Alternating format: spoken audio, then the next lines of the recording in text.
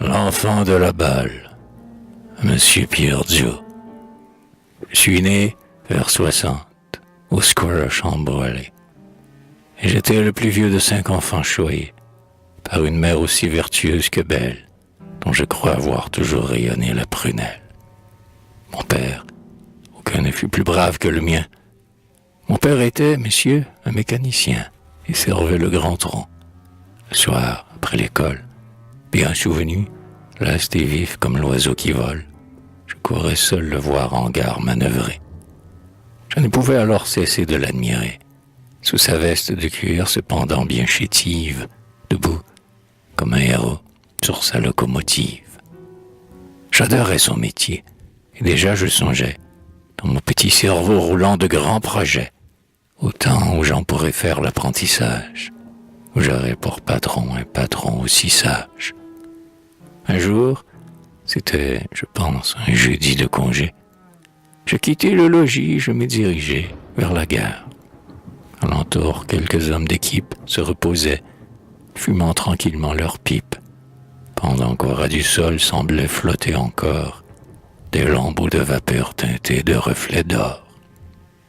Soudain, comme j'entrais dans la salle d'attente, de loin un travailleur d'une voix éclatante cria « Ton père fait aujourd'hui le 23. » « Oui, l'ami, répondis-je, et demain soir, je crois, il devra manœuvrer sur le 76. » Il s'y connaît, le gars.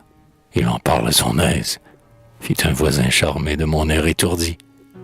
Et, s'approchant tous deux, le plus jeune me dit « Tu parles comme un homme, et pour ça je t'invite à vider avec nous un verre.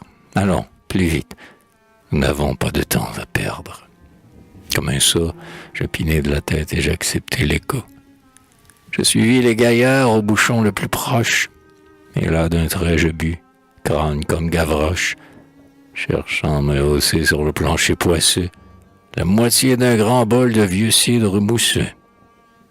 Sans me donner le temps de reprendre mon verre, le plus vieux, ébauchant un geste très sévère, et me tendant des sous qu'il tenait dans son poing, « Cours chercher du tabac chez l'épicier du coin », fit-il avec un pli sardonique à la bouche. Tout de suite, je vis quelque chose de louche dans ce commandement fait sur un ton moqueur. Je sortis soupçonneux, un serrement au cœur, et, dès que je remis le pied dans la taverne, je crus m'apercevoir, à quelque baliverne, que dit, en me lorgnant, un de ces sacripants, quand on était en train de rire à mes dépens. Et quand je reportai le breuvage à ma lèvre, je sus que l'on venait déverser du genièvre, de me jouer un tour, un vrai tour de bandit. Mais, voulant jusqu'au bout m'affirmer, comme on dit, j'ai vidé, sans brancher, le bol d'une chopine. Je dis « Merci, les gars », et d'un pied qui clopine, je m'éloignai, cherchant si je ne verrais pas mon père qui devait manœuvrer à 2 pas. Hélas, mon père était parti. La jambe veule, après être resté 10 heures à la gueule de son foyer, debout devant un feu d'enfer, n'ayant pour tout appui que son levier de fer, il venait de rentrer par la sente voisine, pendant que son chauffeur remisait sa machine. Que je la connaissais, cette machine-là, et que 2 fois j'avais admiré son éclat. À cette heure, surtout, était-elle assez claire, avec sa cloche d'or, son gros fanal de verre, ses robinets de cuivre et ses barres d'acier, semblables aux jarres étendues d'un fier coursier. J'étais ravi devant cette lourde merveille, et je l'examinais, le chapeau sur l'oreille, guille-oreille hautain comme l'est un osseur, et faisant alentour l'homme et le connaisseur. Ouais, j'étais fasciné par sa masse et ses formes, et le poitrail trapu de ses tampons énormes. En avant, qui pourrait résister? À présent, j'éprouvais tout l'effet du grand bol malfaisant. Mais pendant que, rêveur, je fixais la machine, c'était drôle. Du feu me courait dans l'échine. Des éclairs aveuglants me passaient dans les yeux. Et j'étais empoigné par un désir fougueux, ne fût-ce que le temps de m'y dresser la tête, Je voulais à tout prix monter sur la tempête, un surnom qui souvent m'avait rempli d'émoi. Soudain, je regardais, furtif, autour de moi. Non loin, tournant le dos et la tête penchée, un homme marchait seul au fond d'une tranchée, où se glissait déjà l'ombre vague du soir. Et, certain qu'aucun œil n'était là pour me voir, n'ayant à redouter nulle oreille attentive, en deux bonds je sautai sur la locomotive. La gare à ce moment me parut tournoyer. Sans bruit, du pied j'ouvris la porte du foyer. Quelle douce chaleur, que j'étais à mon aise, en face du brasier de la vaste fournaise, où crépitait encore un reste de poussier. Oh, comme il brillait, la manette d'acier. Quel triomphe pour moi, quel orgueil dans ma tête. Déjà je me voyais maître de la tempête.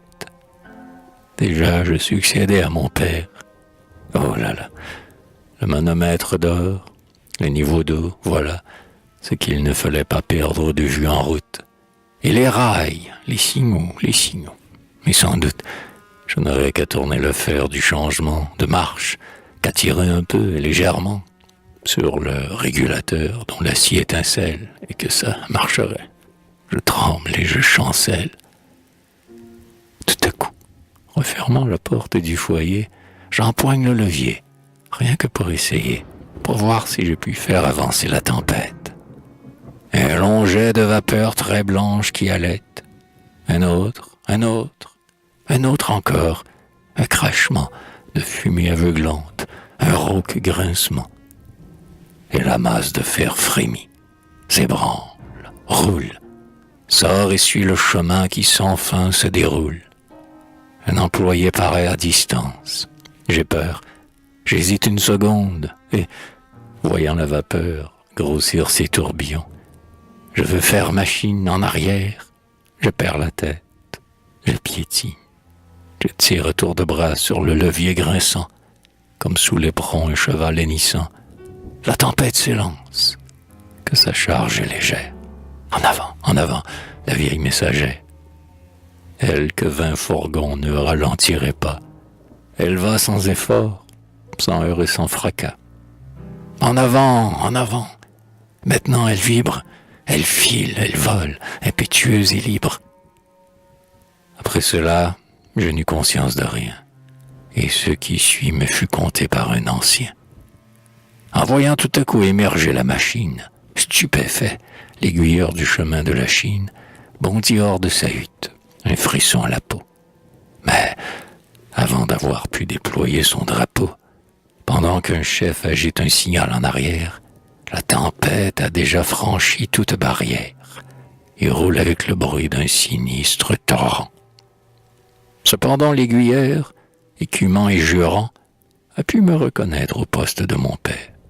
Pétrifié de peur, pâle comme un suaire, paraissant implorer assistance et pardon, d'une main délirante étreignant le cordon de la cloche, le front noyé dans la fumée. En avant, tout là-bas, une petite armée de travailleurs aussi furieux que surpris gesticulent, les bras tendus, poussant des cris.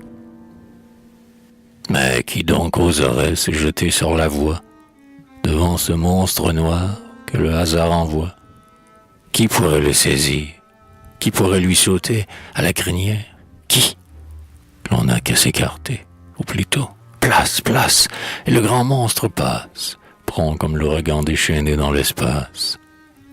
Le chef de Saint-Lambert, au bruit inattendu d'une machine entrant dans le pont, éperdu, se rue au télégraphe, avant qu'il expédie la dépêche affolée au chef de l'Acadie. Celui-ci voit surgir, rapide comme un trait, le monstre sur lequel un enfant apparaît, hagard comme un mourant que l'agonie assaille. Et déjà le sol tremble et la gare tressaille. Que faire? Si l'enfant pouvait, malgré sa peur, dans un suprême effort, renverser la vapeur. On lui crie, on lui fait signe, mais impossible de se faire comprendre. Et, fumante, terrible, dans un noir tourbillon, avec des bruits de fer, pareil au roulement des boulets d'un enfer, la tempête est passée. Et c'est l'unique voie. Il n'est plus qu'une gare avant que l'enfant voit venir à sa rencontre un train express parti, maintenant de Saint-Jean. Oh, l'extrême partie à prendre, au télégraphe encore. 23, en fuite. Aiguillé sur butoir. Faites dérailler, vite. Compris. Et de Saint-Jean, un homme au bras d'acier vient de faire tourner brusquement un levier qui l'étreint maintenant d'une main frémissante. Et cet homme, debout dans l'ombre grandissante, est le libérateur, ou plutôt le bourreau.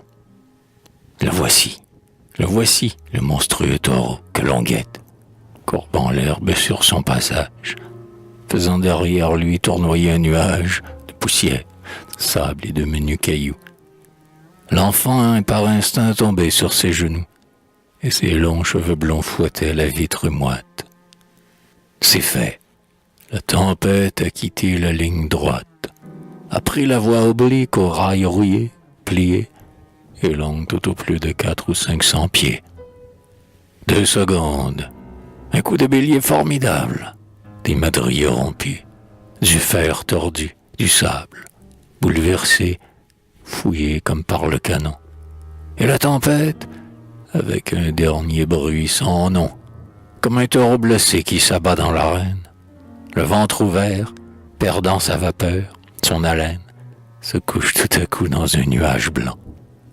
Le train de voyageurs est sauvé, mais sanglant. Un enfant gît parmi le charbon qui brasille. Et c'est depuis ce temps, messieurs, que je béquille.